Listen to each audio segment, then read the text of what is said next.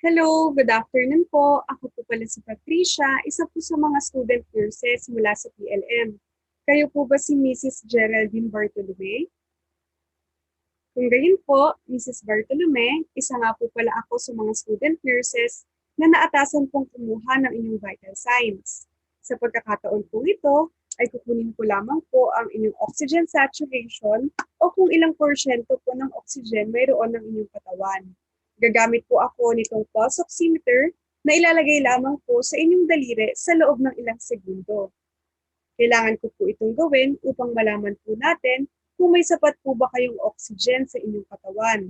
Dahil kung malaman po nating mababa ang inyong oxygen saturation, ay maaari po natin itong agad malunasan. Ayos lang po ba sa inyo yon?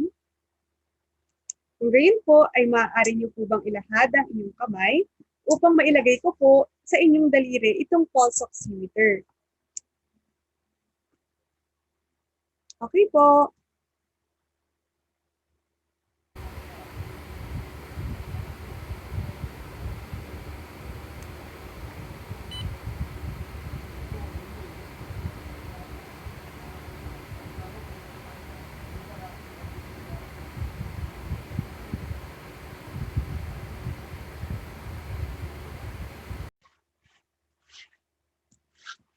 Bali 99 po ang inyong oxygen saturation.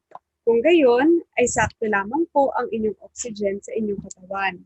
Dahil pasok naman po ito sa 95 to 100 na normal na porsyento ng oxygen saturation. May katanungan pa po ba kayo concern Mrs. Bartolome? Kung gayon po ay maraming salamat po Mrs. Bartolome. Muli, ako po si Patricia, ang isa po sa mga student nurses na mag-aasikaso po sa inyo. Maaari niyo po kaming tawagin sa nurse station kung sakaling may kailangan po kayo. Muli, maraming salamat po Mrs. Bartolome.